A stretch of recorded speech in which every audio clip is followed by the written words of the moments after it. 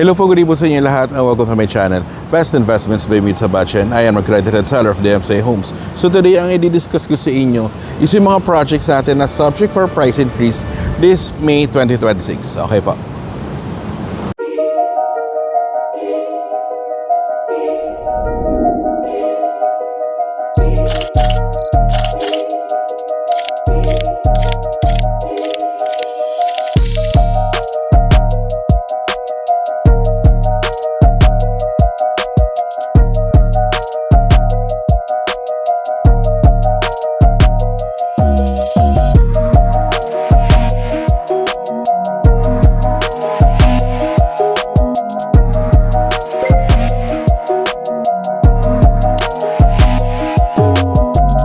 Hello po, good evening po sa inyo lahat and welcome to my channel, Best Investments by me sa Bachen. I am a accredited seller of DMCI Homes.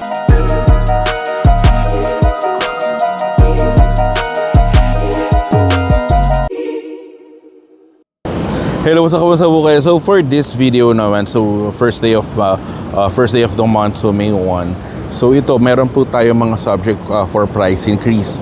So this coming May po ito, May hanggang June 1. Okay, so medyo marami-rami po yung mga projects natin na subject for price increase. So for those who are willing, who are trying to thinking to invest on one of these projects po. So I think this might be a good time po to invest, syempre, because approximate to up to 3% po ang price increase natin per unit or more. Okay, so let's start po this coming May 4, 4th of May. So magkakaroon tayong 1, 2, 3, 4, 5 projects ang magi-increase. Okay, so the first project is Kalinea Tower. So this project is in yung project namin, pre-selling project namin sa Caloocan. Followed by the next is Infinite Towers. Ito yung sa may Aurora Boulevard po.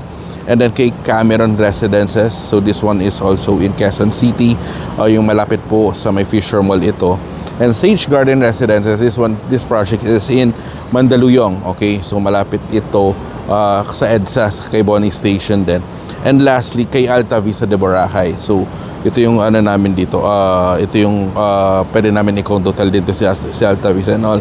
And at the same time, pwede ring residential. Okay, and then on May 8, so meron tayong dalawang projects na subject for increase. So first one is Allegra Garden Place, where nandito ako ngayon kay Allegra Garden Place. So this project is located along Pasig Boulevard, okay? Pero yung price increase natin is kay Amina Building. Si Amina Building is itong building na to, yung nasa likuran ko. Okay? And then followed by yung second project natin is si Prisma Residences. Si Prisma Residences particularly kay Astra Building, okay? And kay Celeste Building. So yun yung first two towers natin, okay? And then on June 1, ito medyo marami-rami po yung ating mga subject for price increase, okay? So ilan ito? I think this is more than 10 projects. So first one is the Oriana. So this one is located in Aurora Boulevard.